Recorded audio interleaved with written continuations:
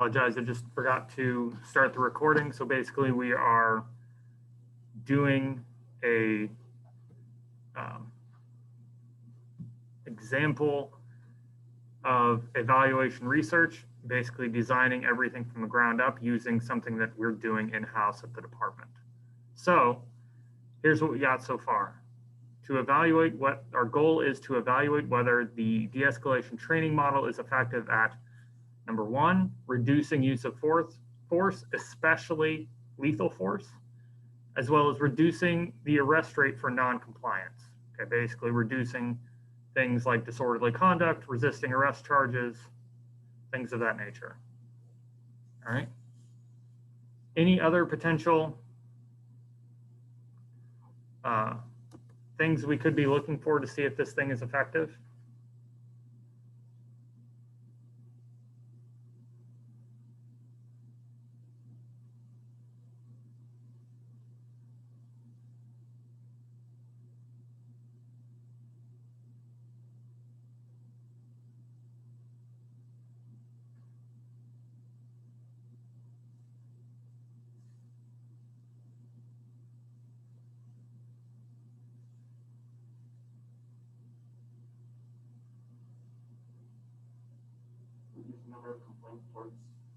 Okay, I think that's a good one.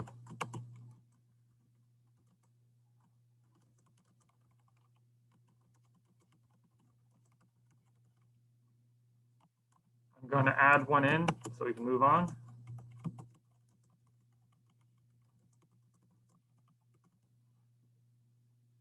Okay. As a institution, like we can all pretty much agree that the police have had some public relations issues the past 5, 10, 30, ever years. So one potential way in which this training can help is by improving public perceptions of the police, okay? So I guess my next question is, how would we go about measuring these things?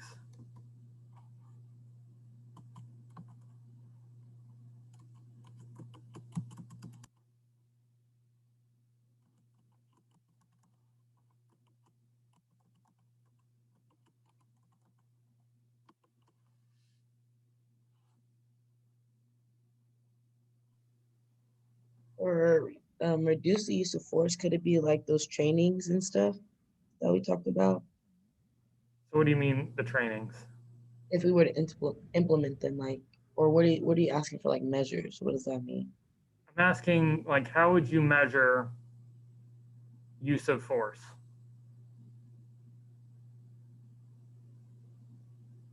Like how many times a cop like pulls out their gun or like uses their pepper spray, baton, stuff like that?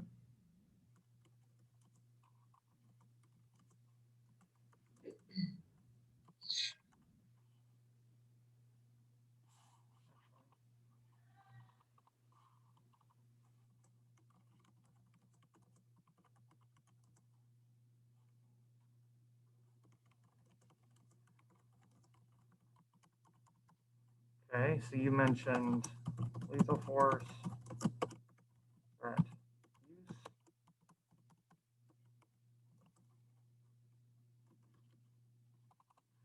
conducted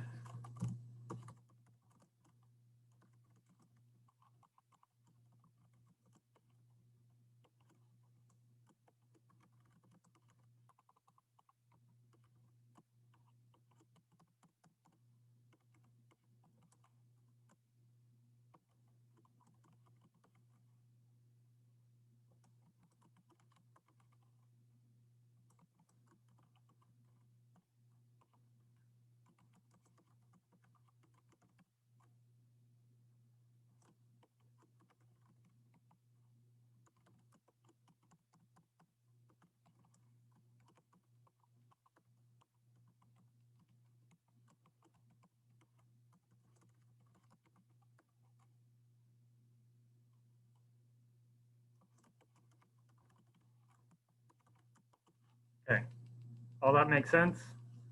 So basically, we're going to measure anytime an officer uses force, anytime they use lethal force, use any kind of conductive energy or conducted energy weapon, basically the generic version of a taser. Whether or not they pull out or use a baton, their OC spray, or punch someone, and whether or not they use soft hand techniques like pressure points, putting hands on someone to push them, guide them, whatever. And we're measuring whether or not they threaten to use or they actually use, okay? Right. So, next question, how would we go about measuring the arrest rate for non-compliance? Look at people who've been detained and people who've been actually arrested.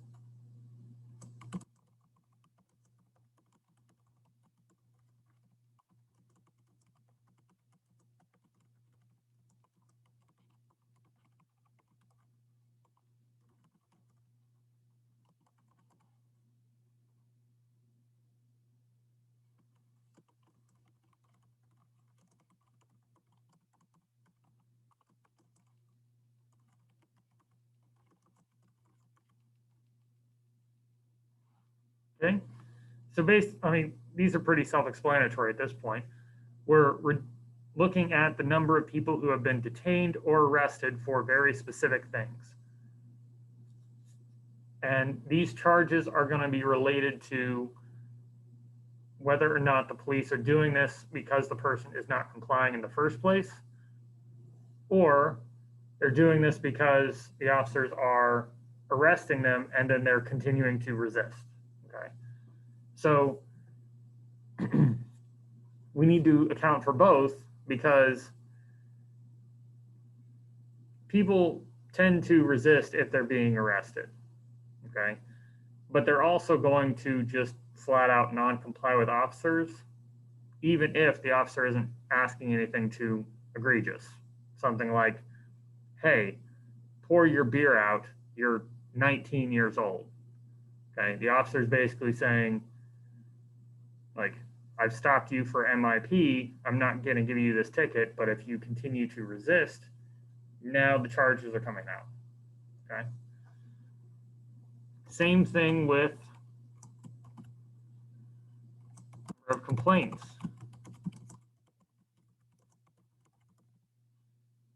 We'll look at how often someone gets a complaint against officers and the basis for the complaint. People always complain towards officers just like they'll complain about anything else. So it could be officers are too aggressive, they are being abrupt, they're being cold towards people, or they're doing things like that are not really related to their conduct in public. This officer is speeding through school zones, not really related to their conduct in the community, but still worthy of a complaint. All right. Number 4, I believe someone's doing their paper on this. How would we measure perceptions of the police? Surveys, like anonymous surveys. Okay, so we'll talk about the actual nuts and bolts of that down here in the data collection. Just add that in real quick.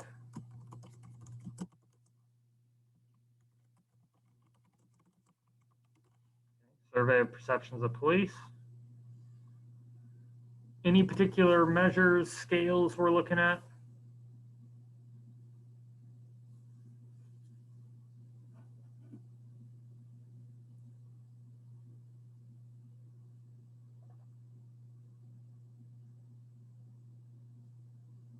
We could look at protests towards police.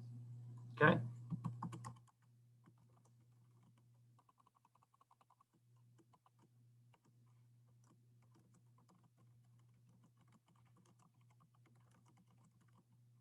Okay.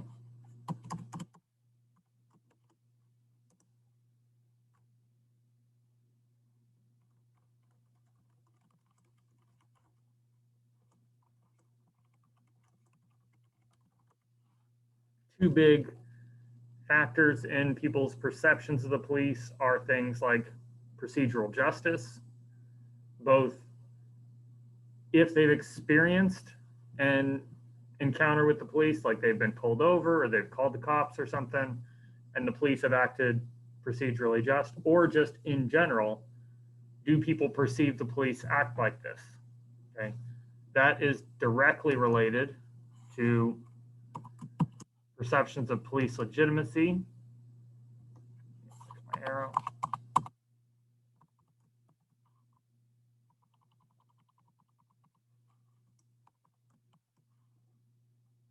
Also look at fear of crime.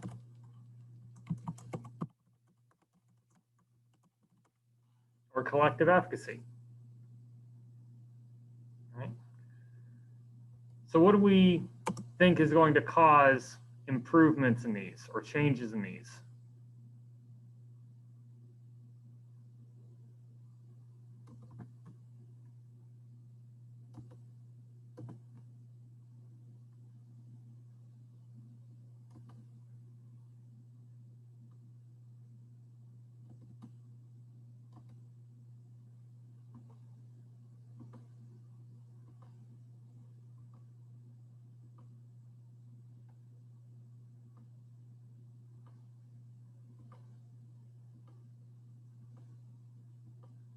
That do with training? Yeah. Whether or I not would never guess that. Dang it. it's kind of hard for me to like encourage you guys to talk when it's just Enrique in the room.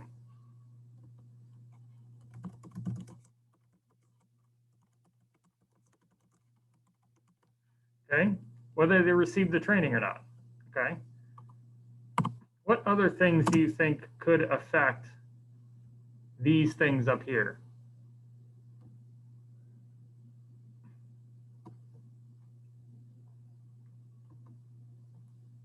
Policies implemented, Say again. policies implemented by either state or Okay, additional policies.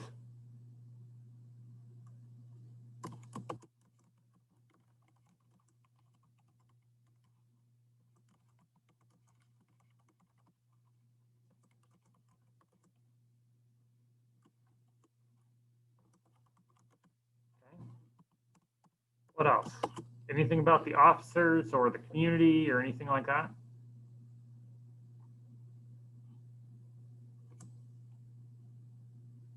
The media, maybe? I don't know. Okay.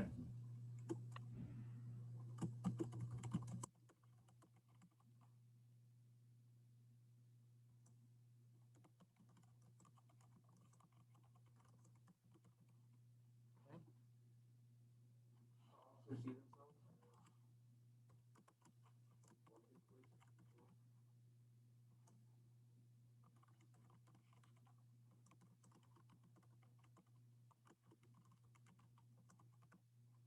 Okay.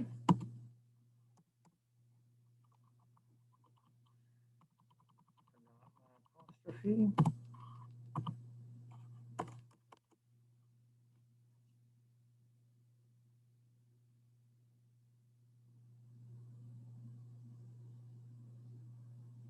We got a pretty good mix across the 6 of us.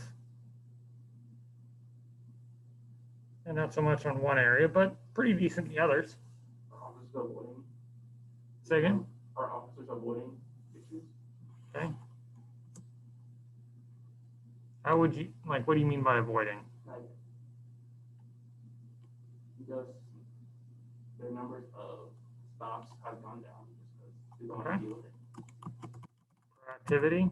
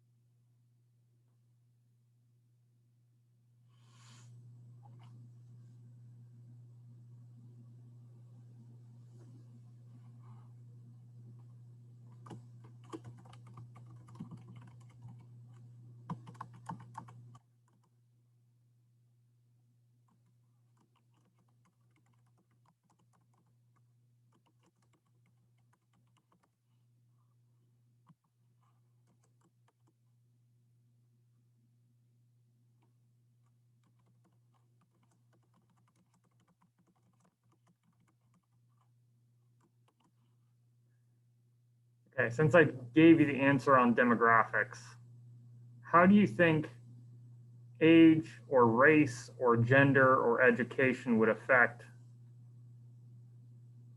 any of these things?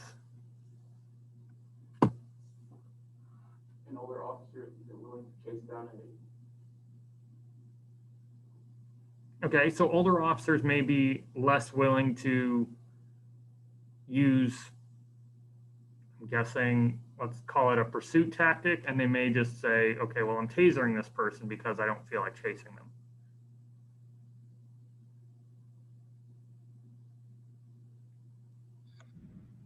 Oh, thank God. Sorry, in unrelated news, I've been grading comps. Well, I graded one comp, and I have another to grade, but it's the last one to grade. Yes, less grading.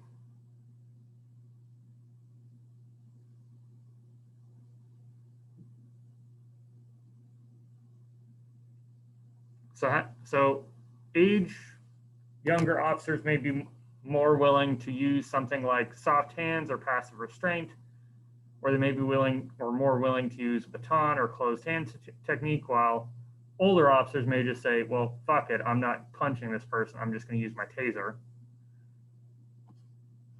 Okay, that would make sense. Anything about the officer's race or gender? I just think in America, unfortunately, like the more like extremely diverse a place is, the more tense it is for some reason, like with cultural clashes and all that. Okay. So diversity within the community.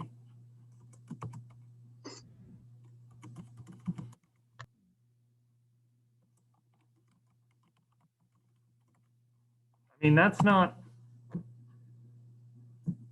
unheard of. Like, that's not a controversial opinion within like sociology or criminology. Like, that's kind of the reality. But that's also heavily tied into things like income imbalance. Like, more diverse areas tend to have higher levels of socioeconomic inequality. Like, if you drive out to Ellis, Kansas, like, pretty narrow range of everything. Like, everyone looks the same, everyone has similar educations, everyone has a similar range of incomes. You go to Kansas City, you've got extreme levels of poverty, but you also have the royals and multi-million dollar or billion dollar individuals. So, like, that's not an unusual thing. That's something we have to account for. How would the officer's race or their gender or their education affect whether or not they use force?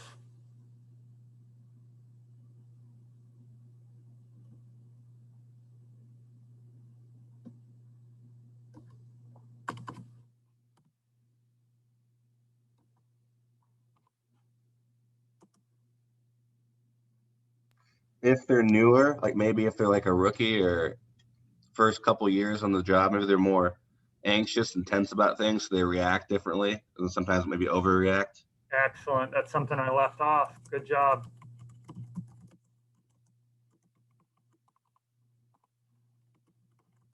Okay, experience as an officer. Like, somebody who's 35 years old and has been a cop for 10 years versus someone who is 35 years old and been a cop for 20, or it can't be 20 years, 5 years. Big variation in their experience as an officer. Additional thing, assignment. SWAT teams, vice squad, homicide, detectives, patrol officer, school resource officer. That's something that we should probably look at. They're going to use force differently.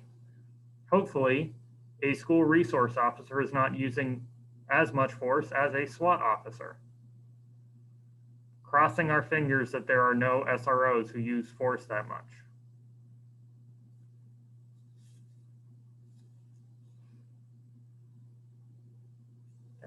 Anything else about the community that we might want to take a look at, other than like the racial and ethnic diversity?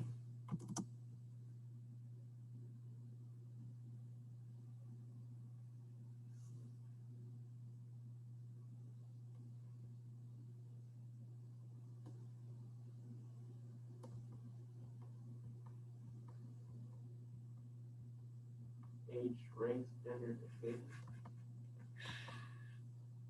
Yeah, like how old the community is. If you're in like a senior centric community, not a lot of disorderly conduct going on. If you're in a college town, you're gonna have some conflict because college students be partying.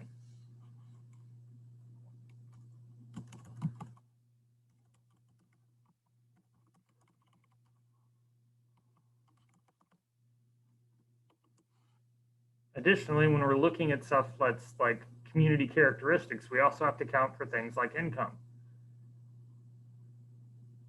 If you have a community that's really high in poverty, they may be encountering law enforcement in different ways. If you have a really rich community, they're probably not going to do a whole bunch. Or they may be doing a lot because they might have like a theft problem or a vandalism problem. So, everyone good on like how we would measure this stuff? Kind of making sense?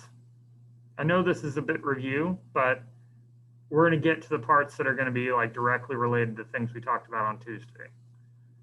So, design. How would we go about designing this? So first and foremost,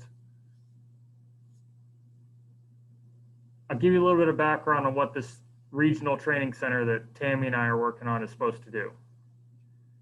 So we are basically going to be what's called a train the trainer facility.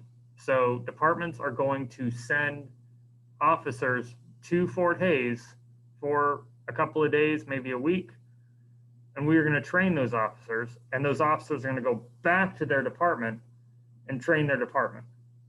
Okay? So we're not like, it's not going to be Tammy and I going to like Riley County PD and teaching the entire department how to do this. It's going to be Riley County's going to send us 5 officers. We're going to train those 5 people. They're going to go back and train the entire department. Okay? So,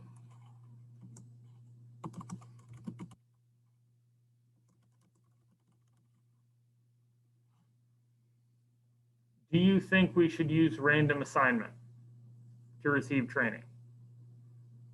This is going to be directly related to what we talked about on Tuesday.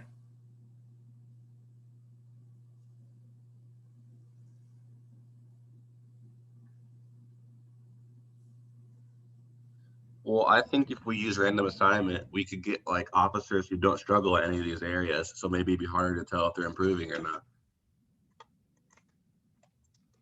So Okay. maybe like if you choose the officers who you know have like who use force the most and stuff like that, you can track easier to see how much better they get at not using force and stuff like that. Okay, that's a really interesting idea. Like, should we send the SWAT officers and the vice officers and the like patrol officers who are in high crime areas to this training or through this training first?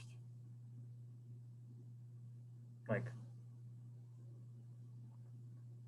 that is an interesting idea. Does anyone think there are any benefits or any problems with that idea? I see benefits just because you'll see the numbers either they go up or down or stay the same Okay, after training. so we'd be able to easily determine if the training had an effect. Okay, any problems with it though? Like, I don't want to like shit on this idea. This is an actual good idea, but there are always going to be trade-offs here. Gotta be sure we account for them. No, yeah, I think maybe like if you choose an officer or a certain group, they might feel attacked or they might respond differently because they know they're under surveillance about it now or something. Right.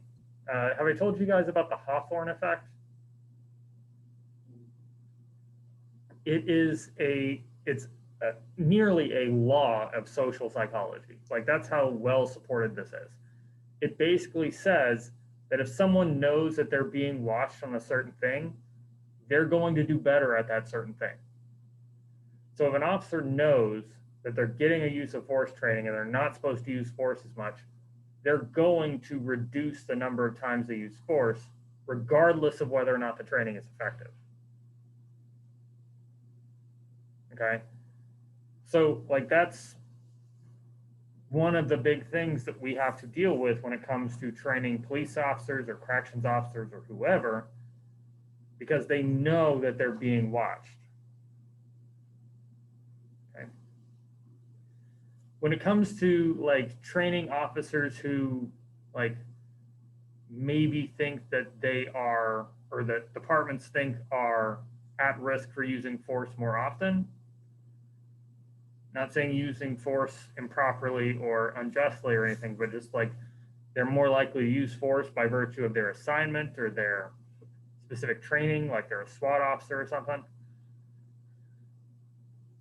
That is going to lead to stronger statistical validity because we're going to see that sharp decrease if it works, but it may also lead to a problem because we may be less able to see if it works or if it doesn't.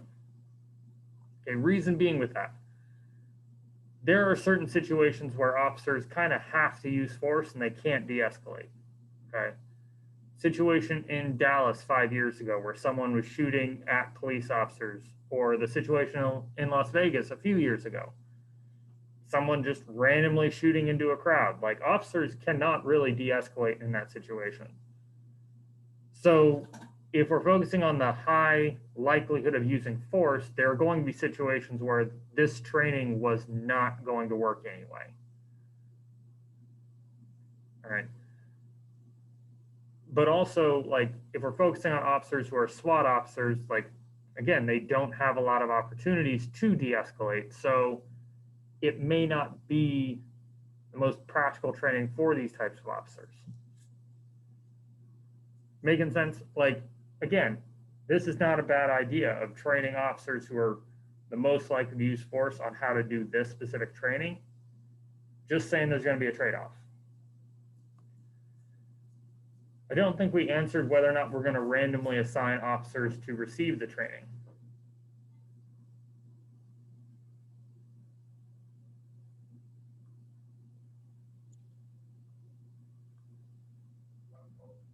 I think random's the way to go, at least for right now. It's not life or death. Okay. So we'd have to, like, what would we have to do random assignments in a police agency? This is something I have not taught you guys. Well, I think you gotta make sure you have a pick of night shift, morning shift, and evening shift. Okay. Distributed. You've got to balance things out. You can't just say, I'm going to flip, or I'm going to roll a dice, and if it's a 1 or a 3, it's the day shift. If it's a 2 or a 4, it's the night shift. The 5 or a 6, it's the morning shift. Like, I guess you could, but it's not going to be like a random assignment, right? So you have to make sure that we can't just do a simple random assignment. Like, how many officers does Hayes PD have?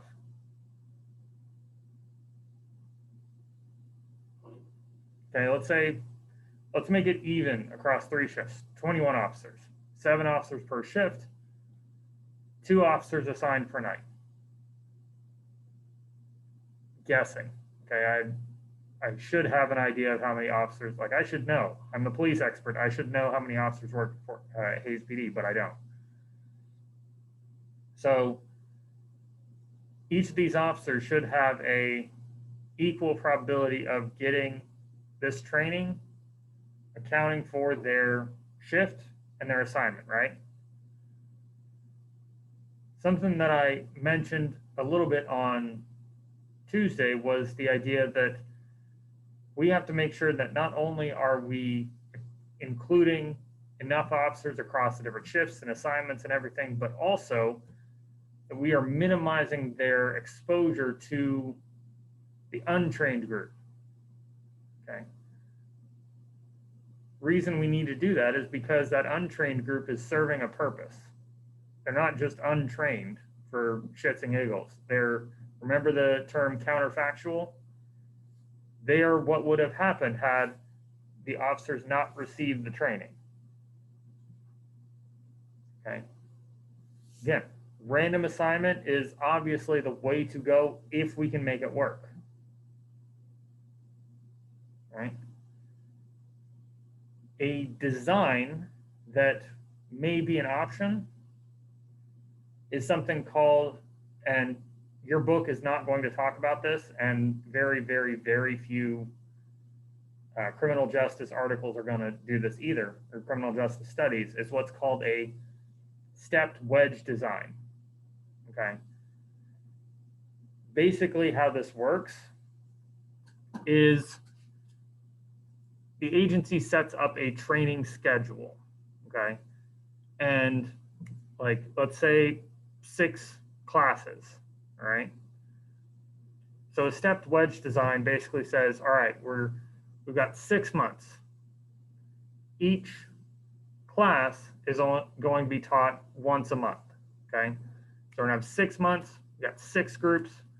Group 1 gets the training month 1. Group 2, month 2. Group 3, month 3. So on and so on and so on. Okay. Basically, what you're doing there is first you're allowing the agency to have a routine training schedule. Okay. They don't have to just say we're training 500 officers this month and then the other 500 officers the next month. Okay. We're basically saying we're going to have our officers brought in normally. They're going to receive the training normally. And this allows the first group, group 1, to receive the training, and then you evaluate them through time, comparing them to everyone else who hasn't received the training. When group 2 receives the training, now they're added to the group 1 total and subtracted from the group 2 total. And you keep comparing, okay? Does this make any sense at all? Makes sense. Okay. Like, seriously, this is something I've only seen in like an education, like research methods. Like the education department will do things like this.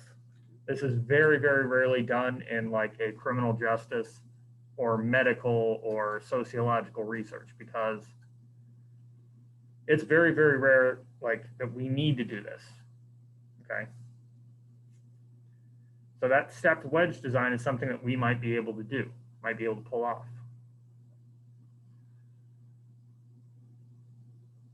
Data collection. This is the important stuff. All right, we're going to skip over sample for right now because at this point, our sample is going to be Kansas, Nebraska, Colorado, Oklahoma, maybe further like states that are further out. But police departments there, and we're comparing them to other police departments in those areas. Okay. So how are we going to collect this data? So remember, here are our outcome measures, instances where officers use force, number of people detained or arrested for these specific charges, number of complaints towards officers, and perceptions of the police. Anything else we need to measure?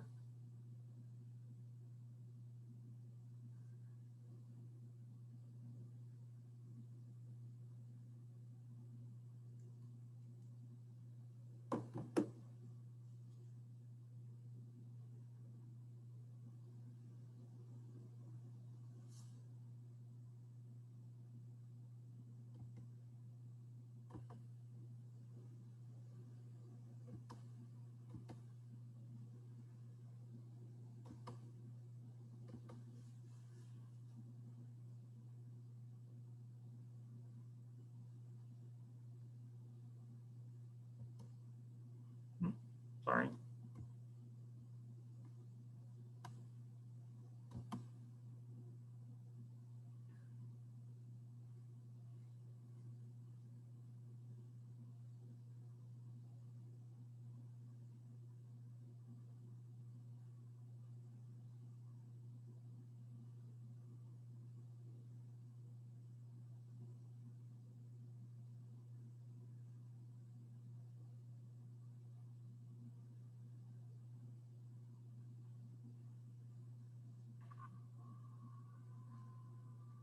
How would we go about getting data about any of these?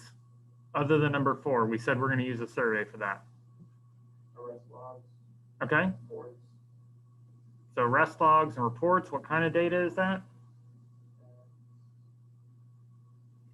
You taught us this, and I should know this. I apologize. Last week. Starts with an O if that helps. Or, no, A. Starts with an A.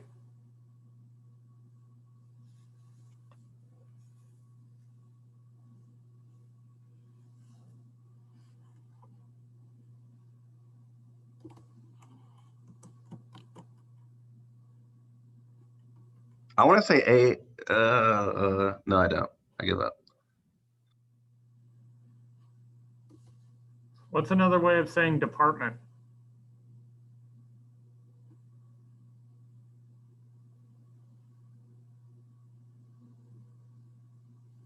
Agency? There we go. Agency data. Yeah, everybody wins. So if we're going to collect data from the agency, what issues might we run into?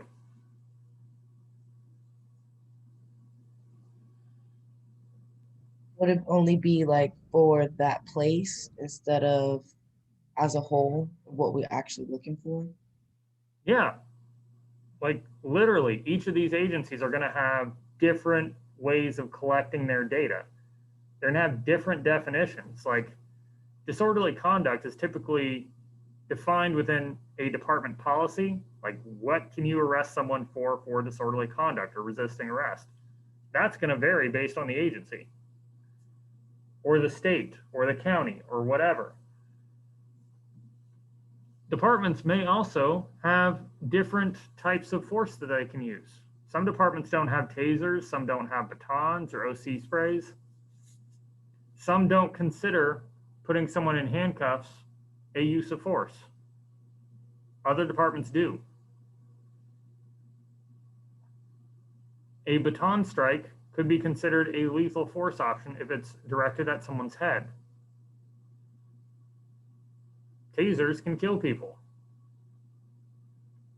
Like, there are some like definitional issues with using agency data. Okay.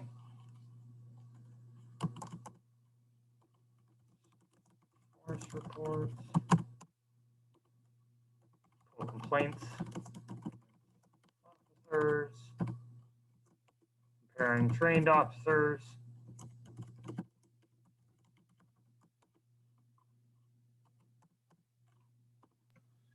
And some departments might just be like incompetent or like their data is skewed because they didn't do a very good job of stuff or something. Right. Let's say if it's just one department. Yeah, it's tough.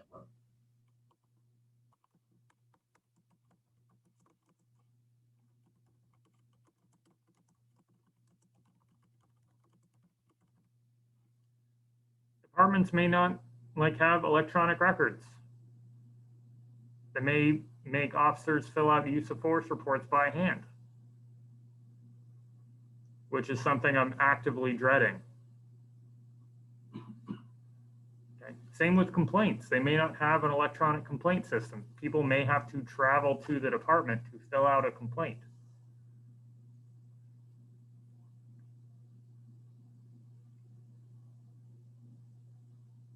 Any other types of data we might want to grab?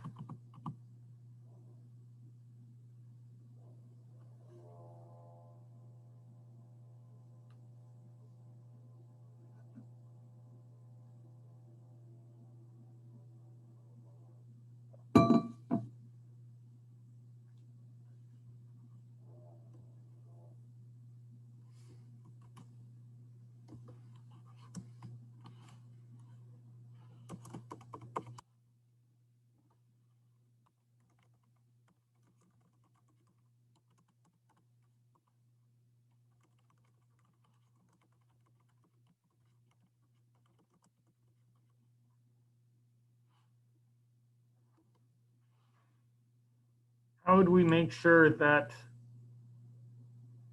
any of these things went down.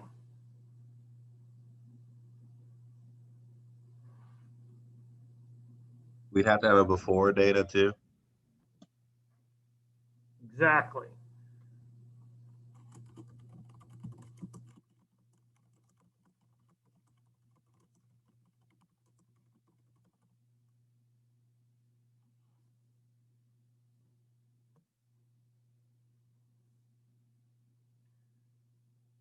What's one thing, like, how do we know whether or not officers are using the de-escalation training appropriately or correctly? How do we test that?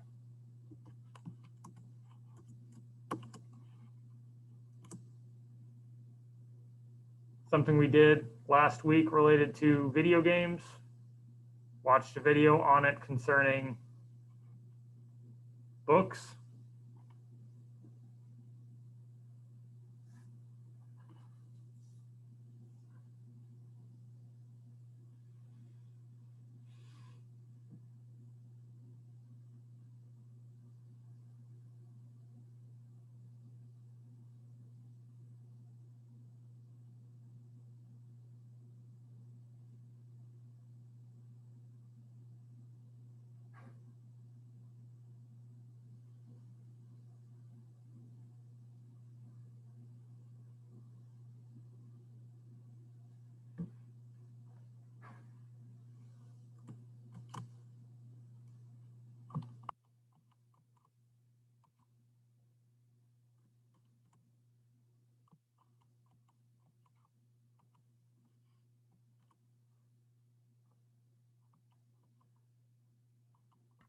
Okay, that does look familiar. It really does. I promise.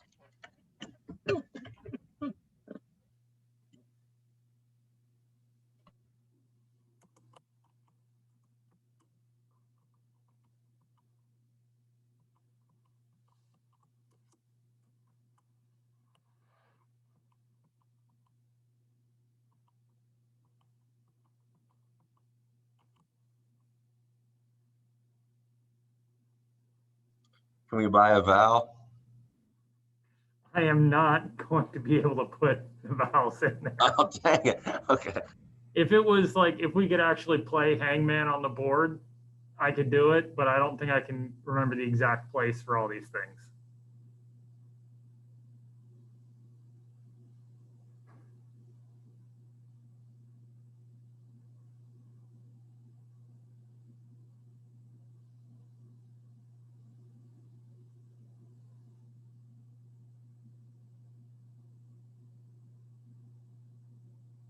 I know we did, but I just forget the name of it. Oh. Who's got the PowerPoints open?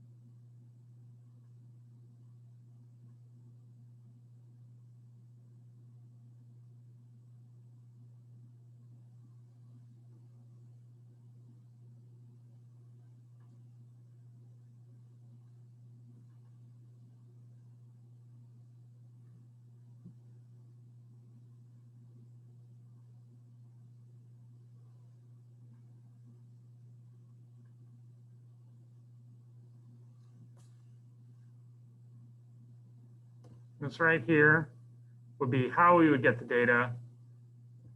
This would be the analytic technique.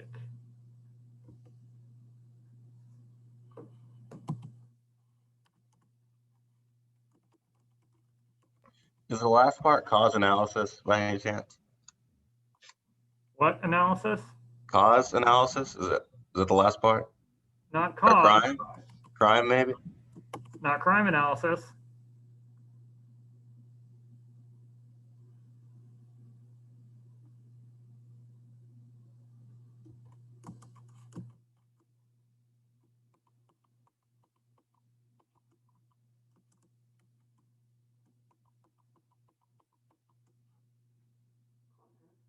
Yeah, content analysis. So if we're going to do content analysis, what are we doing? We're looking through the data, right? I mean, we're looking at the manifest content, which is what? And the latent content.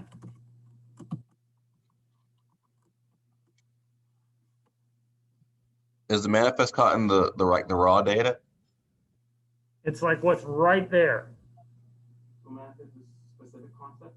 Yes, it's the specific instances of things that, like, there's no interpretation. So remember the Grand Theft Auto trailer. How many instances of violence? We could literally watch this 3-minute video 5 times and count them up. Okay. So we could do the same with something that a lot of officers carry either on glasses or on their shoulder or on their chest. It starts with a B and ends with an S. Body cams. Body worn cameras. God, that was painful, guys.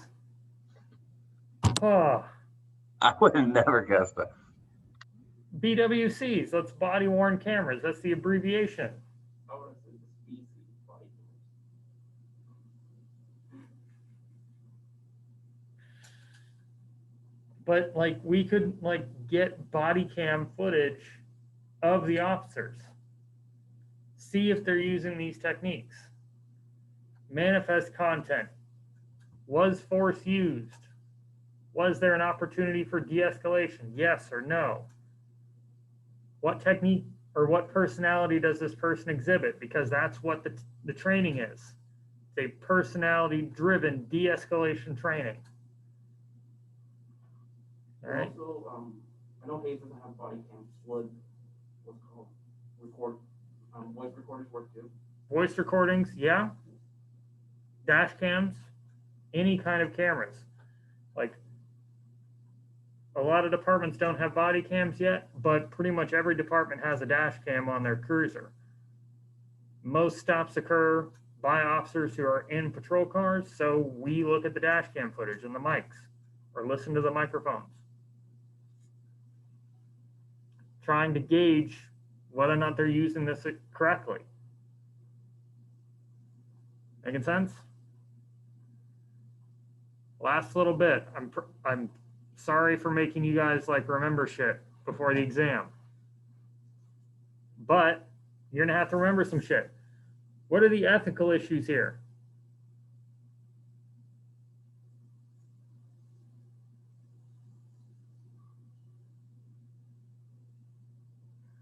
Which part of it? Like which part are we worried about? Like research ethics. Oh.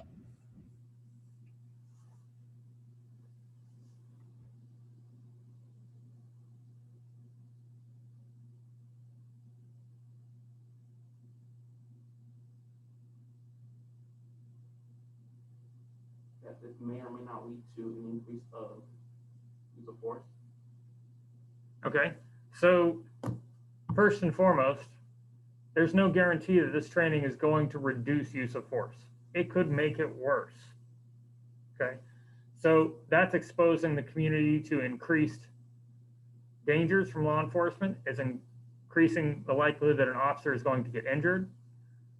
So those are primary concerns.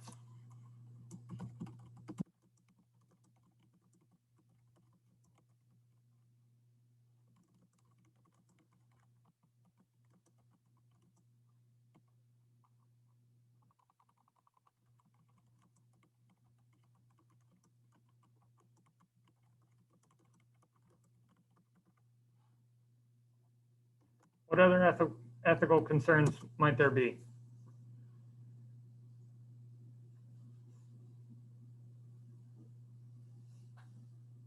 Are people going to be volunteered or are they being told to?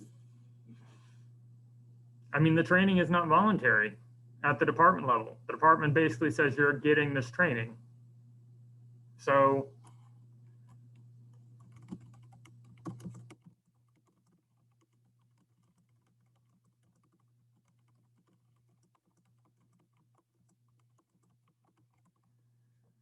I'd say that's a pretty significant ethical issue. Which, just as kind of an aside, if an officer doesn't think this training is useful, they're probably not going to use it.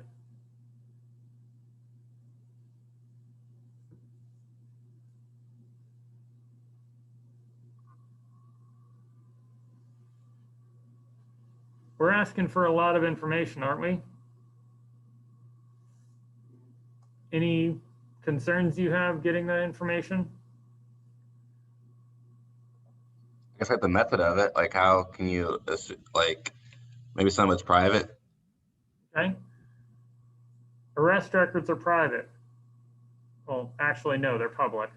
But there's information on there that people probably don't want a lot of people to get.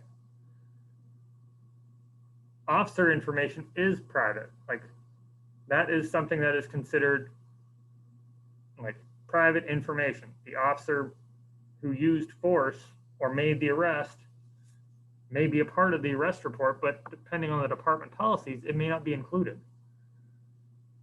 We're asking for surveys of police perceptions. How are we going to handle that? Like, again, this kind of making sense to everyone? How this project would come together, how we would measure things? Like, when we're looking at doing a research project in the field, this is what we're talking about, okay? All of the studies that you've read on all of your paper topics or any topic in another class had to do stuff like this, okay? I will go ahead and save this and I will post it on Blackboard. And just to be upfront with it, like this is going to form the basis of how I'm going to design the training program for Dr. Lynn's De-Escalation Training Center.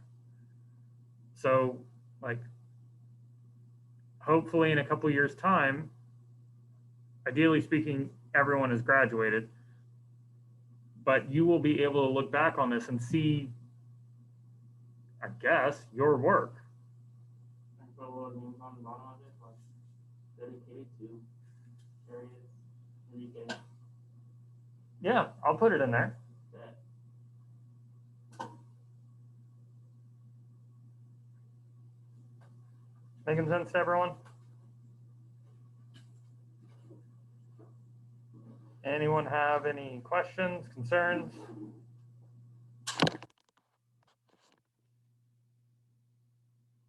All right, well, I hope you guys have a good weekend, a good Halloween.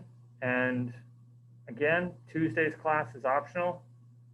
You do not need to show up in class. Please stay home and go vote. If you live in Hayes or in most areas, actually, you can just go to your county election office, wherever you're registered to vote, and vote there. Like, if you live or are registered to vote in Hayes in Ellis County, you can go to the county building at 7th and Main, go into the main area and follow the signs. I voted last week on Friday. It took me grand total of 5 minutes waiting and 2 minutes to fill out my ballot, and I was done. Like, go vote. All right, you have my permission to miss class to go vote, and you have my permission to miss my classes on Wednesday if you need a day to recoup.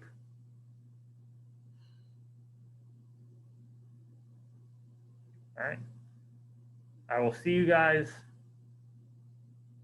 with a full-blown normal class on next Thursday. All right, have a good weekend and most of next week.